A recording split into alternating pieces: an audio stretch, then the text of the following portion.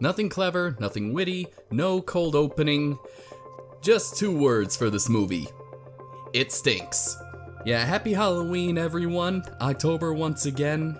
And instead of doing a 6-movie review, we're doing one, although this one movie actually feels like 6 movies. It is 2016's magnum anus, known as Ghostbusters 2016, otherwise marketed as Ghostbusters Answer the Call. With Melissa McCarthy, Kate McKinnon, Kristen Wiig, and Leslie Jones. That's right, everyone. The voice of Ruffnut is in this movie. Mm-hmm.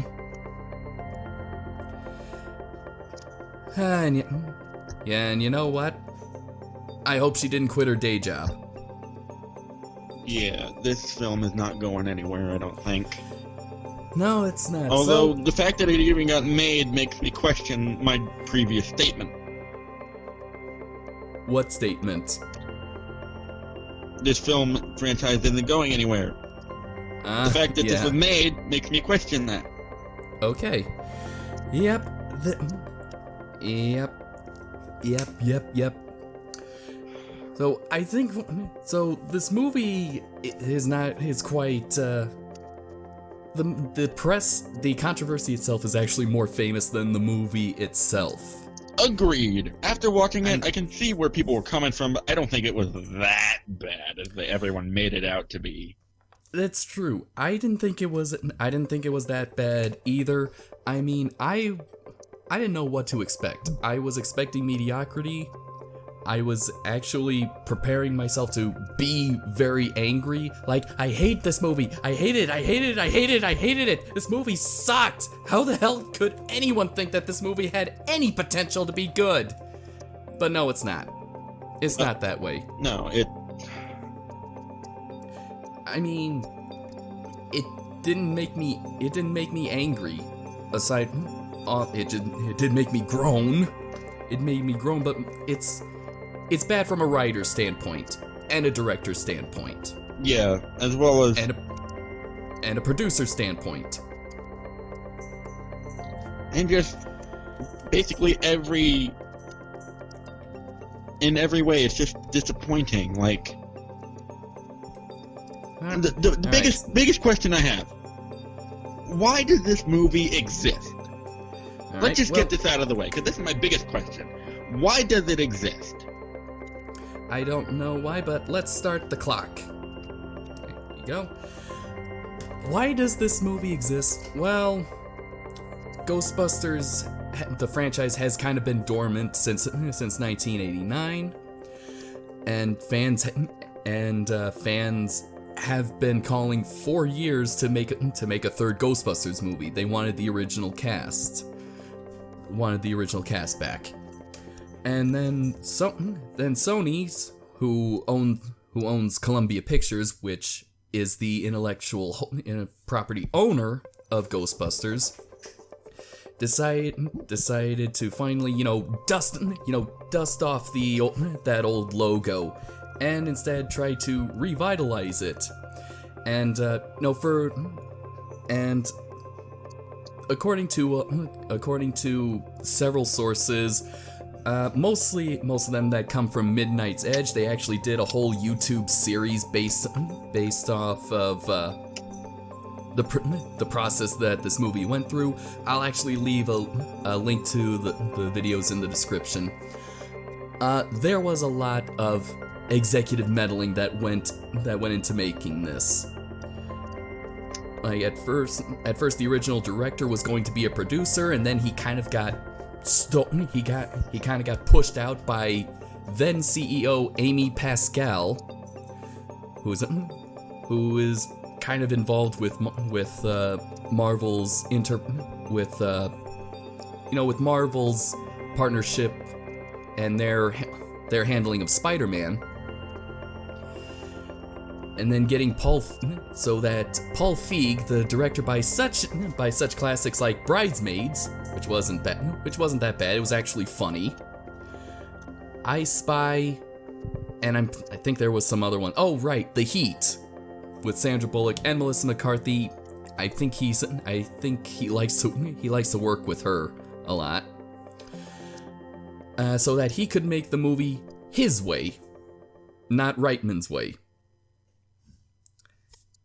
And so far, it's just been a long catastrophic journey into making this film from day one.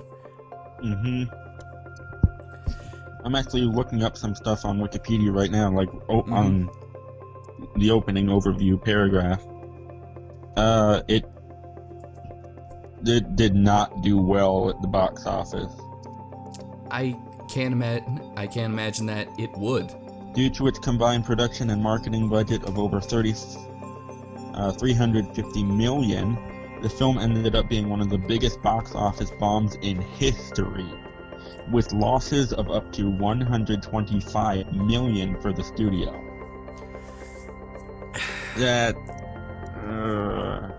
And yes, marketing was also a factor.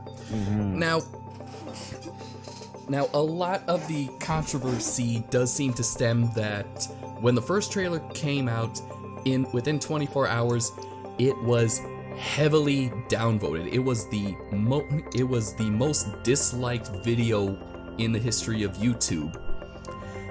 And that takes down. That it does, yes. And what does the PR do? They blame the old fans, calling them sexist, misogynist, man babies living in their mother's basement. What a great way to promote your movie! Yeah, way to go, guys. Using insult your audience. That always works. Hey, it's still working now. I mean, that's what Disney is doing for Star Wars. And it just got worse and worse and worse. Now, and it got so bad that I was going to see the movie in 2016 because I knew I was probably going to review it, even though I hadn't reviewed, I think at that time, in a year. But the movie was not the movie. The whole marketing surrounding it was just so toxic, and I love film. Ian, you know that I love movies. Yeah. Everyone who's been on my channel since day one knows I love movies.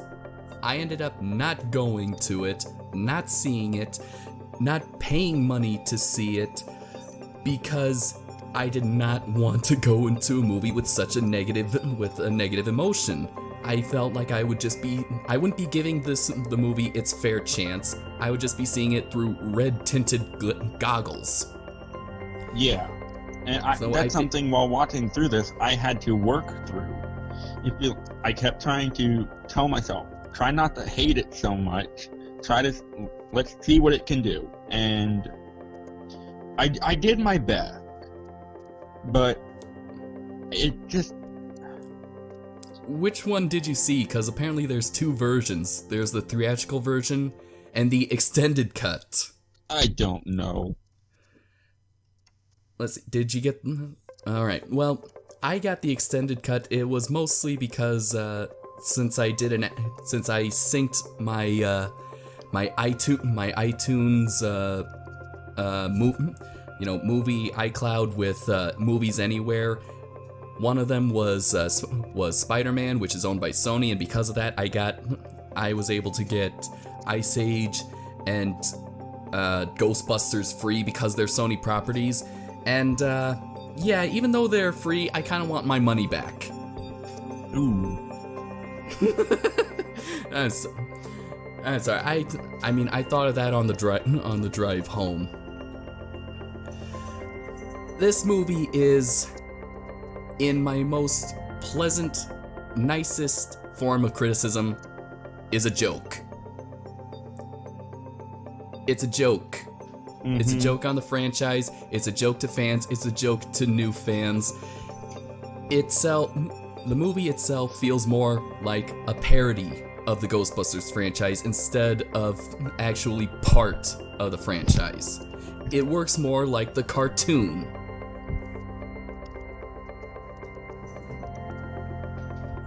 Yeah. I mean... I messaged you like right after I finished the movie. Mm-hmm. My biggest gripe with it: stop referencing better movies. You're not doing yourself any favors. Yes, like how many movie references there were? There was Jaws, there was Roadhouse, and I think there was Ghost, and I think Dirty Dancing, three The Patrick Exorcist, Swayze movies. The Exorcist. Yes, The Power of Patty Compels You. And the spinning head, and they reference the original Ghostbusters, which is a whole lot. They pretty much reference it a lot with the Firehouse, with Slimer, with the Stay Puft Marshmallow Man, the Cross the Streams. But funny enough, there are actually just a few moments. There were a few moments that made me laugh. Ian, did you actually laugh genuinely at the movie? Not like how, oh my god, I can't believe they actually think this is gonna work. A little bit. Basically any moment with Chris Hemsworth. Yeah, and I laughed at him too. I laughed. That's right, fans. Thor is in this movie. Thor is in this movie, and he's the eye candy. Yeah, he's there's a term called male gaze. Yes. And this is basically the opposite reverse of that. The term still sticks. It's just the reversal. And this is just like, what? Why? Why? Why?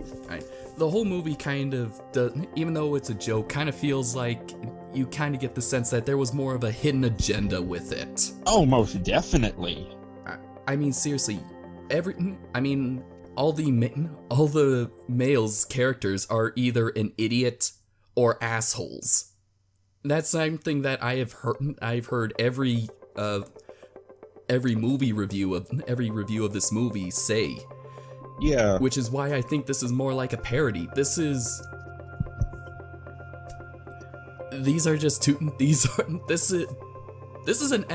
overextended SNL sketch.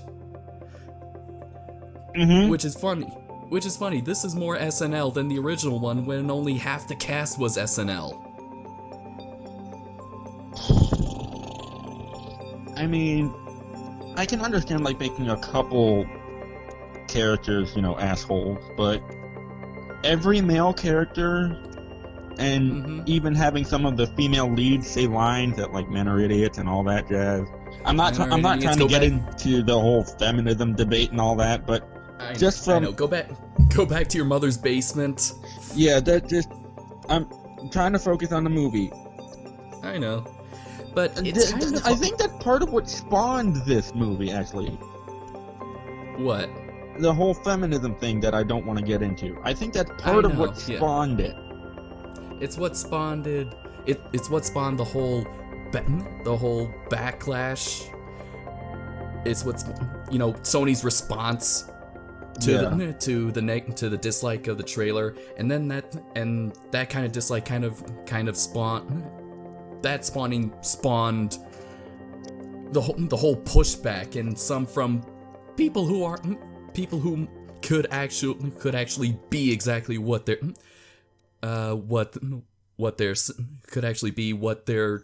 they're claiming. But when you paint everyone with a broad stroke, that it also drives away your audience. Yes, it does. And like I said, this movie is not bad, but it's not the best. No, we've seen worse on this channel on our series worse. Alone. But and when it comes to comedies about ghosts, not that much. Scooby-Doo and Abbott and Costello do it better. Yeah. But I mean, okay, so rant out of the way. What's the plot? The plot is pretty much the same as the original Ghostbusters. Is that apparitions start appearing more frequently, and it gets to a point where there's a cataclysmic event. The difference is that apparently it's the work of a disgruntled sociopath who apparently is like trying to bring about like a new world order. Which is why, again, this is so much a joke. He's a bad guy from a children's TV show. Yeah. I mean that. If they tried to make this like something of a sequel, I might give it I might have a little sympathy for it. Mm-hmm. But they just tried to reboot the whole franchise with this, and it did not do them any favor. Mm-hmm. But what kind of kicks the plot forward is that Kristen Wiig's character Aaron Gilbert is kind of up for tenure, and during one day when apparently someone comes to the campus, played by Ed Begley Jr., tells about seeing a ghost and references her book that she made with an old co-worker, Abby, played by Melissa McCarthy.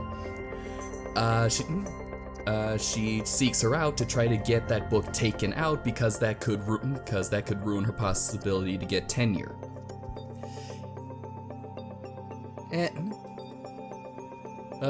But what follows is that they get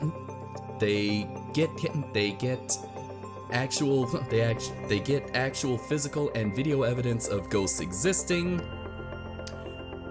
and this is the common thread with the movie, is that everyone in the movie makes bad decisions. Everyone, even the main characters. Bad decision one was of course putting the book on Amazon without the co-author's permission.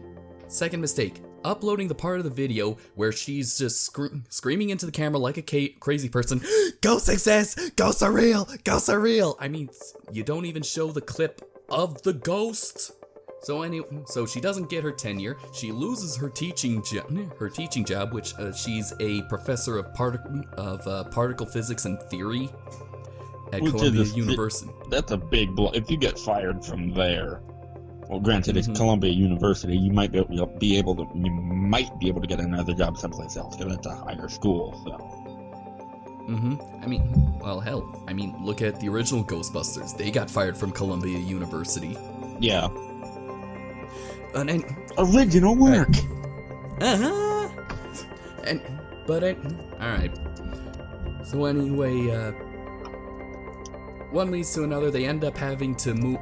They end up having to move all the equipment from another more community college university. Nothing against community colleges. Yeah, I went to community college, but my God, that's just an extreme version. Yeah. To the top of a Chinese restaurant. And that's when they try to start. That's where they try to start their business of paranormal research. All right, first, and that's when they run into the fourth member, Patty, played by Leslie, who pretty much I know her name is Patty, but really she's just playing Leslie. She's playing herself from SNL. Mm-hmm. And so pretty much they're all. This is the main plot is that they go around, more ghosts appear like at a subway, at a rock concert. They capture the one at the rock concert, which actually does lead to one of the funny jokes, like the metalhead's like taking out a selfie stick when the ghost dragon is on top of Leslie, and she goes, "Really?" I mean, I'm laughing at that because that shit would happen. It would. That would happen in real life. In our culture, it would happen. You know what? Did you hear about the dolphin that died of dehydration because it was constantly passed around so teenagers could take a selfie with it?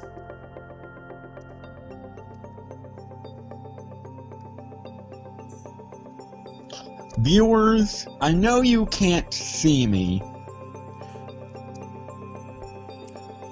He's angry. I can see it. He's turning red. As someone who works with animals, that's just dumb. And cruel. And cruel, yeah. My politest words ever. Dumb and cruel. Although, John, that dolphin didn't drown. Its organs collapsed. Okay. That's what happens when you take cetaceans out of water, but moving on. Alright. But, of course there's a skeptic. Which, alright, so there's a skeptic that kind of says that these Ghostbusters are frauds, it's all a hoax, and it's played by the guy that makes being an asshole an art form, Bill Murray. Yes! He's way too cut out for this movie. I know. His character ends up getting killed because bad decision number 3. Releasing the dangerous paranormal specter just to prove he's wrong. Without even a prototype of a containment unit. Oh yeah, and it that goes nowhere. It's just brushed under the rug. They don't get charged with murder.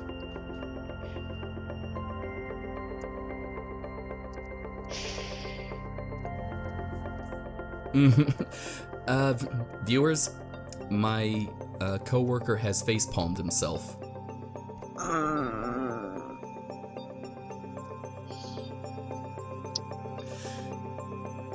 I'm not even gonna dignify that dumb decision with a response.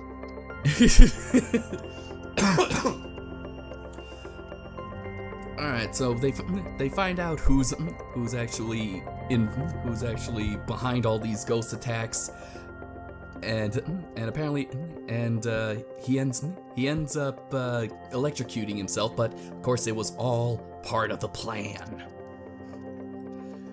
Alright, it was to make himself a ghost so that I don't know why, so he could possess someone, or at least, or I don't know, he can control all the other ghosts. He wants to be the shepherd, I guess. That kind of thing, and it leads to what else? Ripping off Avengers. Where's my book? Oh boy. He's gonna throw the book at them. No, I'm going to Facebook. Where's my book? We'll do it later. Right. Okay, yes, a portal to the sky and a dance sequence. Now, depending on which version you watch, the theatrical version, the dance sequence is cut out. If you watch the extended one, you get it. I saw it. I saw the extended then. Then it was the extended. So you also saw the part where they shoehorn where Rowan, our bad guy, throws in the line, "They're mostly dudes."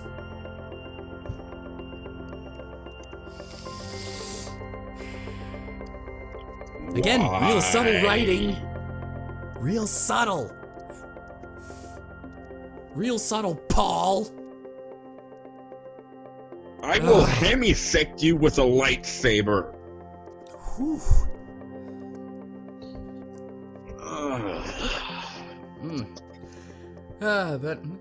But anyway, it pretty much kind of plays a little bit like the original one, with minor difference. One, a giant form of Rowan's ghost form is made because you know one of them chooses their form. It's not the Stay Puft Marshmallow Man. It's the logo. It's the Ghostbusters. It's the ghost from their logo. And which is kind of funny because it starts out as a two-dimensional cartoon. I like that. In 3D. Which is why it's kind of different but a little out of place, but that's kind of what makes me think this is really nothing more than just a live action version of the cartoon. Yeah, I mean,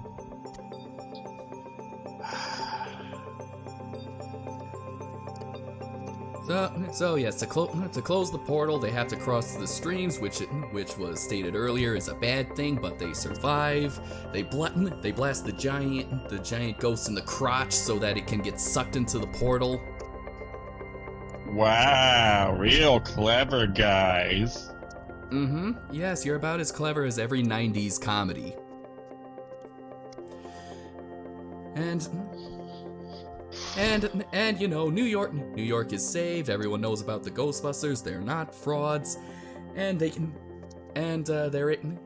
because as thanks, the mayor of New York, or more like his assistant, gives them the firehouse that they originally wanted, but was too expensive. Oh, and they're allowed to, continue their research and whatnot with funding. So yeah, and Ernie Hudson makes his cameo appearance, so as does Sigourney Weaver. And that's it. Movie's over, and if you are actually able to stay through the whole credits, you see Leslie playing with the tape deck, and saying that she heard something, and then she asks, "What's Zool?" And done.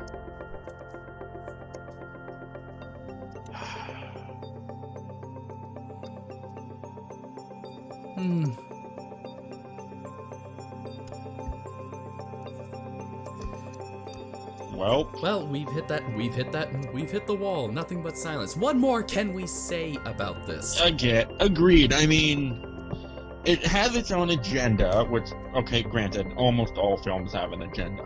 I get that. But at least most of them they're subtle about it. Yeah. Sometimes, I mean, yeah. But at least, they have like a set message. Something that people can connect to. What is this film's message?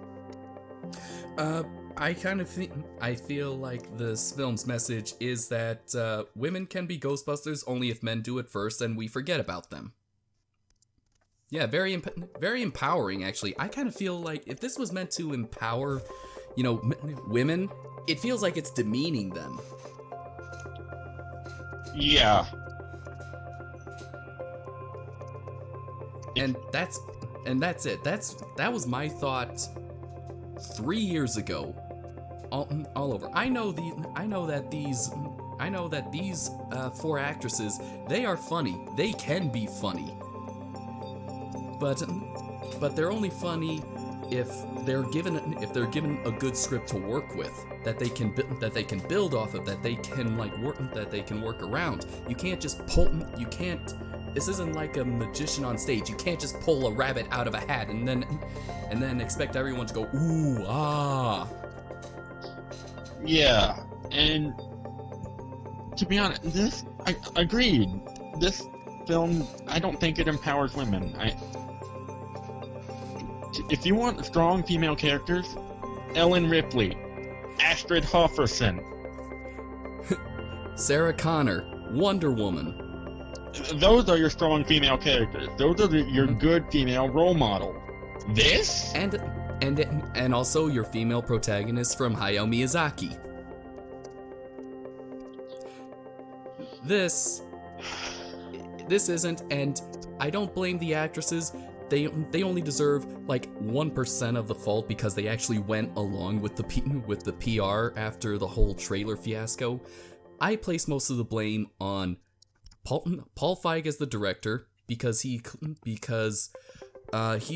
definitely more suited for comedy, and there was more comedy than scares in this. There's some scares in the original one. I blame the writers. I blame the producers, and I blame Sony for this. Because this was not a product of love. This was a product of cha-ching. Yeah.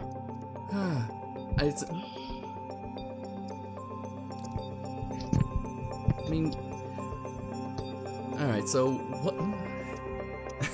Alright, so I think we've kind of vented enough about Ghostbusters, about why this doesn't work. How about some of the little Easter eggs, or kind of the things that we noticed in the background, or even more about like some of the characters, like something like, because I kind of want to bring this up, like the Ghost Jumpers, you know, the TV show that was the nice little punchline, just the perfect timing after Abby asked, who's she gonna call? Ghost Jumpers! That was good. I found it a little cringy, but that was good. Mm-hmm. It is cringy. I think... And so, now the reason why I want to talk about that is because, you know, she says that this is why you got fired and lost your tenure, because of shows like this that kind of...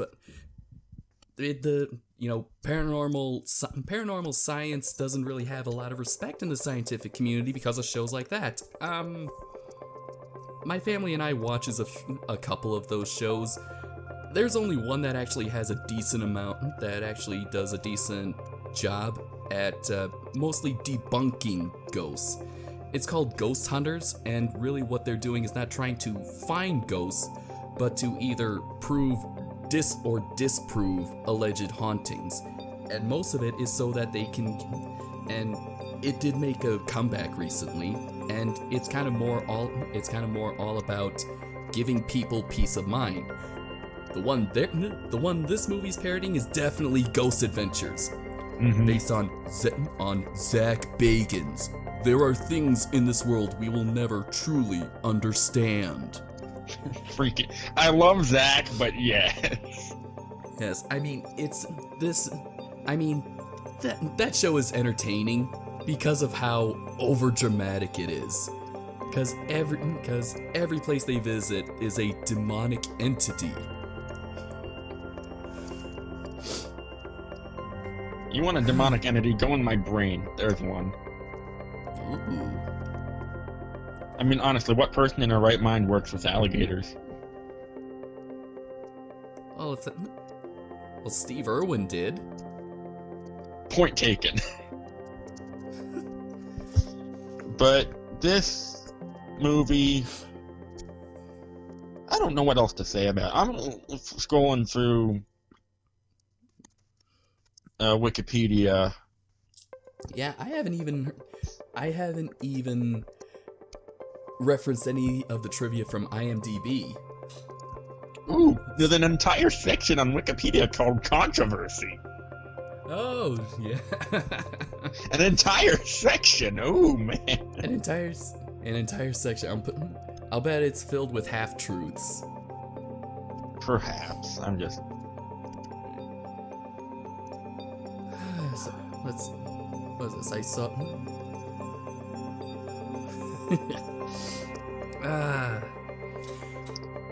The thing is that this movie does seem to take concepts and storylines from previous versions of Ghostbusters. One of which was the whole ley lines, like ghost attacks in strategic locations, you know, where there's like a hotspot and they crisscross at a certain intersection. If any of you fans have actually played the video game Ghostbusters, the game where all the original casts lend their likeness and their voices, yes, even Harold Ramis was able to do another Ghostbusters property before he died. It does do the same concept. It uses the same concept. So really, what was different about this movie? Nothing. Not really.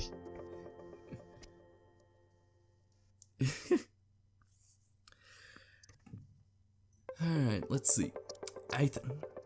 Let's see. How about the... Alright, so... Was the comedy the weakest part of the movie? Yes and no. It depends what sort of comedy. Yes. Honestly, I think the story is the weakest part. Mm-hmm. Because it's already been done. True, yeah. So it is pretty much the same thing as the first movie. Hell, even the second movie, even Ghostbusters 2 was like the first movie. Yeah, and it's just kind of rehashed it. It added a couple new things, but not that much. Not that much. Honestly, what I expected from the movie, the movie was exactly what I expected from the trailer. When it comes to the comedy, it looked like it was just trying too hard to be funny by dragging out the joke, dragging out the punchline. Unfunny is funny. Like, it feels like most of what was filmed was just entirely improv on the spot. Yeah. I did kind of enjoy the Exorcist reference. That was funny. The what? The Exorcist reference. Oh, The Exorcist. That was not... Granted, that's a far better movie than this, don't get me wrong. I was weirded out, but I wasn't scared of The Exorcist, I was just weirded out by it. Mm-hmm. But that just reminds me of... I keep hearing, like, people referencing The Exorcist. Like, there's this one, I forget who said it, but it's, "The power of Jerry compels you."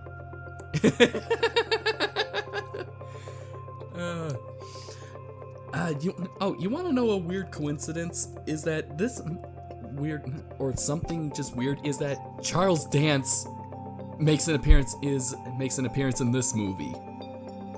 Like, for me, this is now like the third time he's popped up for me this year alone. He's in Alien 3. He's in Godzilla King of the Monsters. That review's coming. And in this movie. Jeez. I'm going like, Dance, Mr. Dance, did you know what you were getting into when you signed on to this?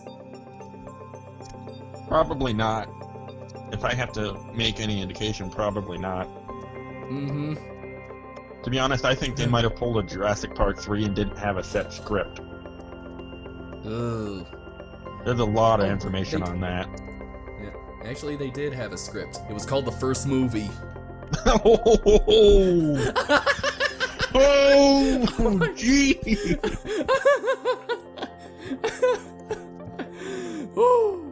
Oh my god. I felt the heat coming off of that one. You got burned. Roasted. Ooh. They need some ointment for that one. Yep. Oh my god, I made myself laugh. I was not expecting that. Woo. So yeah, I'm just scrolling through Wikipedia. Apparently they're considering like going back to the original series and like continuing that storyline. Yes, there is. Yes, earlier this year there was a teaser trailer for a third Ghostbusters movie, directed by Jason Reitman, Ivan Reitman's son. And if you want to know his credentials, he directed Thank You for Smoking. Another funny movie I recommend you seeing. Yeah, I just found a paragraph on that. Set in the same universe as the first two films. Film is projected for a July 10th, 2020 release. So next year. So if that does come true, we might review it. I don't want to say anything because our schedule's up in the air. You know, for even next month. And let's see, and of course, with that kind of announcement, controversy follows because there's no such thing as bad press. Does that include us? What do you mean? Are we giving this bad press? Perhaps. I'm okay. What? I'm okay with the third Ghostbusters movie. No, I mean this movie, not third Ghostbusters movie. Oh, Answer the Call? Yeah. This might be more like an analysis. This is an analysis, and we're not saying kill it with fire. This is just a misfire. Yeah. This is a misfire attempt at a reboot, and also from what I've heard, the dreaded two words that they had planned for this movie: cinematic universe. Of course, because everything's got to be a cinematic universe. Just because Marvel does it doesn't mean you have to. What would you be crossing over with? What other worlds could be occupied with Ghostbusters? I'm trying to think through. Maybe? I don't know. Let's think. What are some Sony properties that could do that? I don't know. I remember at one point Sony. I don't know what happened. Like maybe they had too much to drink. Actually thought of doing a crossover with Men in Black and 21 Jump Street. That never came true. But thank God. Yeah, but I heard about it and I was going like, what the hell, Sony? What is wrong with you? Did you go to Colorado?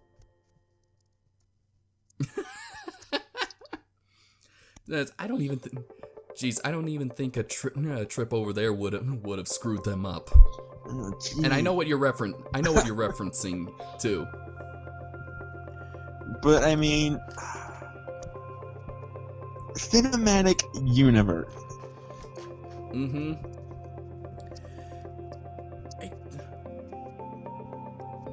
With brain does what? not compute. Yes. Try new command, please. Try new command. Okay.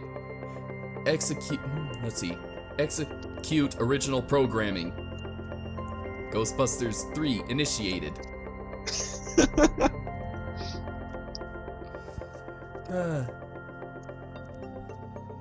It's just amazing. And so, alright, so yeah, we get cameos from the original cast. You get Bill Murray as the skeptic. You get Dan Aykroyd as a cab driver, who apparently is very knowledgeable about ghosts, calling them classified full roaming vapors. Ernie Hudson is Leslie's dad. Leslie's dad, or not dad, uncle, who runs a funeral home. And what about Harold Ramis? Well, we get a bust of him in the beginning. And you know what? To kind of add insult to injury, at the end of the credits it says for Harold Ramis. I hope he's haunting you.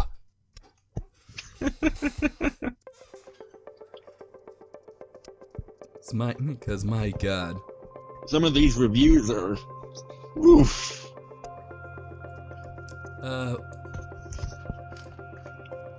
But are they family friendly? Because after all, this is on YouTube, and we're not monetized. Yeah, but the channel can still be taken down. These are family friendly. At least the ones I'm looking at right now are.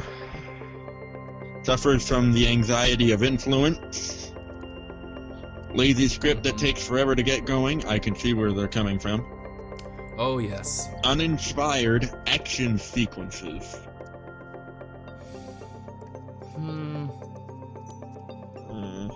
I think a better term would be overly inspired. I think they were dull. They were kind of dull. I mean, this is supposed to be the high. It was supposed to be the high point of the third act, and I mean, it did kind of catch my interest, but I wasn't going all like, yeah, woo, that kind. I wasn't really all into it. It does have some positive reviews on here. Don't get me wrong. But I mean, it won interesting Kids' Choice Awards. It won a couple awards. I can kind of see why. I mean, it does feel a lot more. It feels more kid friendly. Not just kid friendly. Not just kid. The joke with the tape. No, that ain't kid friendly. Fine, family friendly.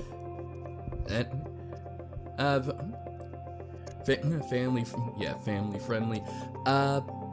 It definitely feels more childish than even the 84, which was kind of childish and adult at the same time.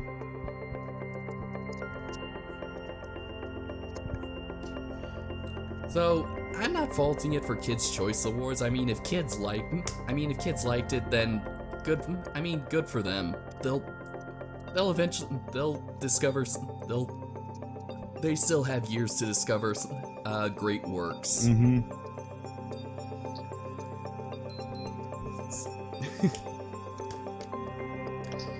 Let's see.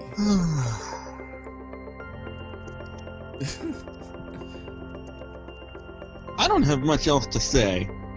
Yeah, I know. I think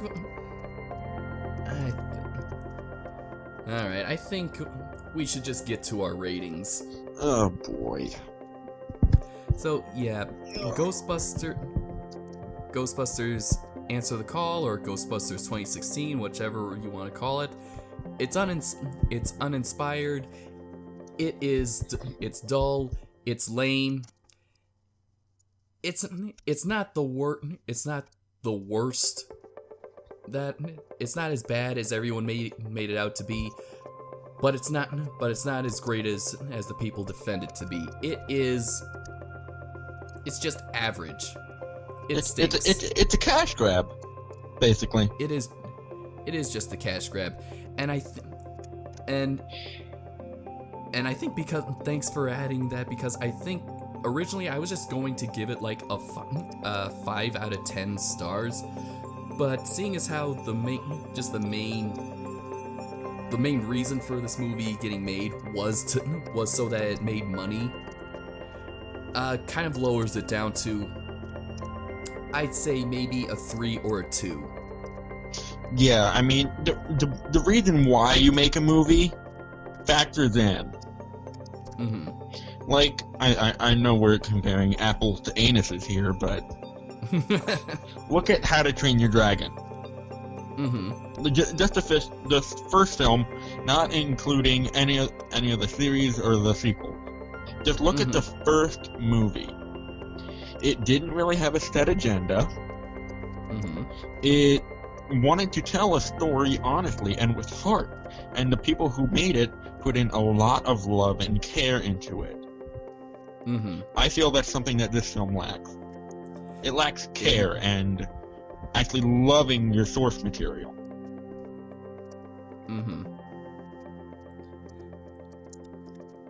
So your rating? Oh boy, my rating. While it does have some good comedy, good comedy is never enough to pull a film out of the swamp. It really isn't. Not even A-list actors can pull it out. So,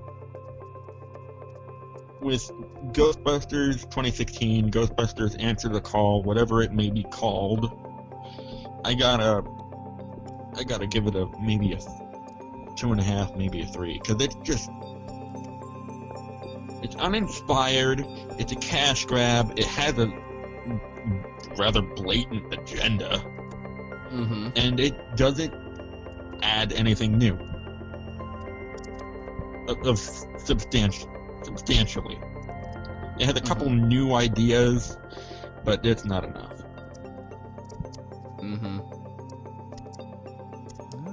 How long? This feels like our shortest review yet. We are now we're only at like 50 minutes. That's it. So yeah, this was a pretty short review. I think. Well, there's not much to review. I mean, there really is not much to review. When something stinks, it stinks, and it's more of a chore to try to drag it out.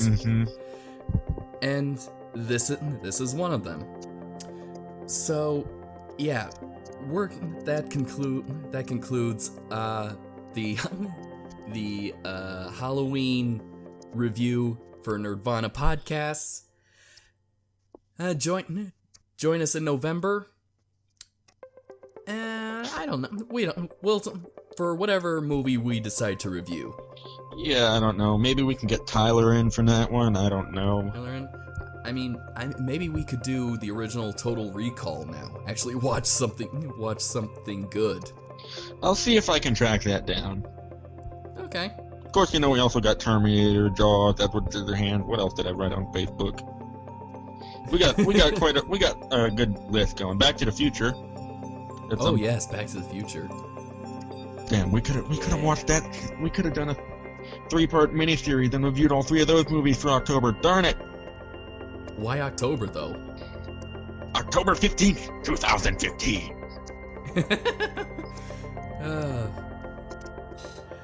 I thought it was October.